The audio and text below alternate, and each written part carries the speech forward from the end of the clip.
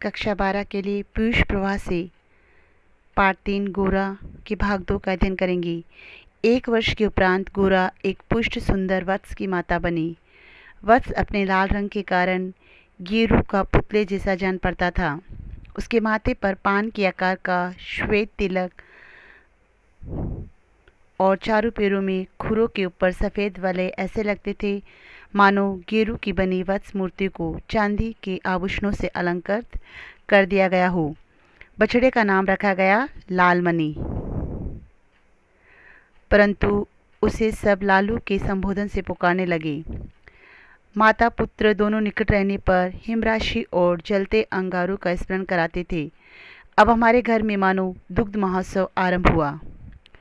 गोरा प्रातः साय 12 सेर के लगभग दूध देती थी, अतः लालमणि के लिए कहीं सेर छोड़ देने पर भी इतना अधिक शेष रहता था कि आसपास के बाल गोपाल से लेकर कुत्ते बिल्ली तक सब पर मानो दूधों नावों का स्वाद फलित होने लगा। कुत्ते बिल्लियों ने तो एक अद्भुत दृश्य उपस्थित कर दिया था। दुग्ध दोहन के समय वे सब गोरा के सामने एक पंक्ति में बैठ जाते और महादेव उनके आगे उनके खाने के लिए निश्चित बर्तन रख देता। किसी विशेष आयोजन पर आमंत्रित अतिथियों के समान वे परम शिष्टता का परिचय देते हुए प्रतीक्षा करते रहते। फिर नाप नाप कर सबके पात्रों में दूध डाल दिया जाता, जिसे पीने के उपरांत वे एक बार फिर अपने अपने स्वर में कृतज्ञता ज्ञापन सा करते हुए गोरा के चारों ओर उछलने कूदने लगते। जब तक वे सब चले न जाते, गोरा प्रसन्न दृष्टि से उन्हें देखती रहती। जिस दिन उनके आने में विलंब होता, वे रंभा रंभा कर मानो उन्हें पुकारने लगती। पर अब दुग्ध दोहन की समस्या कोई समाधान चाहती थी। नौकरों में नागरिक तो दोहना जानते ही नहीं थे, और जो गांव से आए थे वे अनाभ्यास के कारण ये कार्य इतना भूल चुके थे कि घंटों लगा देते थे। गोरा के दूध देने के पूर्व जो ग्वाला हमारे यहाँ दूध देता था, जब उसने इस कार्य के लिए अपनी नियुक्ति के विषय में आग्रह किया, तब हमने अपनी समस्या का समाधान पा लिया। 2-3 मास के उपरांत गोरा ने दाना चारा खाना बहुत कम कर दिया और वे उत्तरोत्तर दुर्बल और शीतल रहने लगी। चिंतित होकर मैंने पशु चिकित्सकों को बुलाकर दिखाया। वे कई दिनों तक अनेक प्रकार के निरीक्षण, एक्सरे आदि द्वारा रोग का निदान खोजते रहे। अंत में उन्होंने निर्णय दिया कि गाय को सुई खिला दी गई है, जो उसके रक्त संचार के साथ हृदय तक पहुंच गई है। अब सुई गाय के हृदय के पार हो जाएगी, तब रक्त संचार रुकने से उसकी मृत्यु निश्चित है। मुझे कष्ट और आश्चर्य दोनों की अनुभूति हुई। सुई खिलाने का क्या तात्पर्य हो सकता है? दाना चारा तो हम स्वयं देखभाल कर देते हैं, परंतु संभव है उसी में सुई चली गई होगी। पर डॉक्टर के उत्तर से ज्ञात हुआ कि दाने चारे के साथ गई सुई गाय के मुख में ही छिप कर रह जाती है।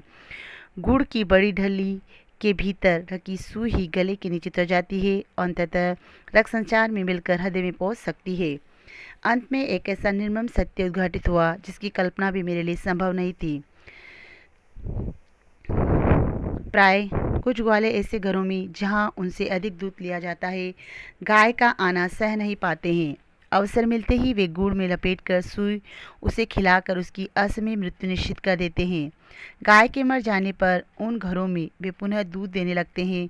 सुई की बात ज्ञात होते ही ग्वाला एक प्रकार से अंतर्धान हो गया, अतः संदेह का विश्वास में बदल जाना स्वाभाविक था। वैसे ही उसकी उपस्थिति में भी किसी कानूनी कार्यवाही के लिए आवश्यक प्रमाण जुटाना असंभव था। तब गोरा का मृत्यु से संघर्ष प्रारंभ हुआ, जिसकी मृत्यु मात्र से आज भी मन सिहर उठता है। डॉक्टरों ने कहा, गाय को सेब का रस पिलाया जाए तो सुई पर कैल्शियम जम जाने और उसके न छूटने की संभावना है। अतः नित्य कई सेर सेवों का रस निकाला जाता और नली से गोरा को पिलाया जाता। शक्ति के लिए इंजेक्शन दिए जाते। पशुओं के लिए इंजेक्शन के लिए सूजे के समान बहुत लंबी मोटी सीरीज तथा बड़ी बोतल भर दवा की आवश्यकता होती है। अतः वह इंजेक्शन भी अपने आप में शल्य क्रिया जैसा यातनामय हो जाता था। पर गोरा अत्यंत शांति से बाहर और भीतर दोनों ओर की चुभन और पीड़ा सहती थी। केवल कभी कभी उसकी सुंदर पर उदास आंखों के कोनों में पानी की 2 बूंदें झलकने लगती थी। अब वह उठ नहीं पाती, परंतु मेरे पास पहुंचते ही उसकी आंखों में प्रसन्नता की छाया सी तैरने लगती थी। पास जाकर बैठने पर वह मेरे कंधे पर अपना मुख रख देती थी और अपनी खुरदरी जीभ से मेरी गर्दन चाटने लगती थी। लालमणि बेचारे को तो माँ की व्याधि और आसन मृत्यु का बोध नहीं था। उसे दूसरी गाय का दूध पिलाया जाता था जो उसे रूसता नहीं था। वह तो अपनी माँ का दूध पीना और उससे खेलना चाहता था। अतः अवसर मिलते ही वह गोरा के पास पहुंचकर अपना सिर मार मार कर उसे उठाना चाहता था या खेलने के लिए उसके चारों ओर उछल कूद कर परिक्रमा ही देता रहता। मैंने बहुत से जीव जंतु पाल रखे हैं, अतः उनमें से कुछ समय असमय विदा देनी ही पड़ती है, परंतु ऐसी मरम व्यथा का मुझे स्मरण नहीं है। इतनी हष्टपुष्ट सुंदर दूध सी उज्ज्वल पैस्विनी गाय अपने इतने सुंदर चंचल वश को छोड़कर किसी भी क्षण निर्जीव और निश्चेष्ट हो जाएगी, ये सोचकर भी आंसू आ जाते थे। लखनऊ, कानपुर आदि नगरों से भी पशु विशेषज्ञों को बुलाया। स्थानीय पशु चिकित्सक तो दिन में 2-3 बार आते रहे, परंतु किसी ने ऐसा उपचार नहीं बताया जिससे आशा की कोई किरण मिलती। निरुपाय मृत्यु की प्रतीक्षा का मर्म ही वह जानता है जिसे किसी असाध्य और मरणासन रोगी के पास बैठना पड़ा हो। जब गोरा की सुंदर चमकीली आंखें निष्प्रभ हो चली और सेव का रस भी कंठों में रुकने लगा, तब मैंने अंत का अनुमान लगा लिया। अब मेरी एक ही इच्छा थी कि मैं उसके अंत समय उपस्थित रह सकूं। दिन में ही नहीं, रात में भी कई कई बार उठकर मैं उसे देखने जाती रही। अंत में एक दिन ब्रह्म मुहूर्त में 4 बजे जब मैं गोरा को देखने गई, तब जैसे ही उसने अपना मुख सदा के समान मेरे कंधे पर रखा, वैसे वे एकदम पत्थर जैसा भारी हो गया और मेरी बाहों पर से सरक कर धरती पर आ गया। कदाचित सूर्य ने हृदय को भेद कर बंद कर दिया। गोरांगनी को ले जाते समय मानो करुणा का समुद्र उमड़ आया, परंतु लालमणि इसे भी खेल समझ उछलता कूदता रहा।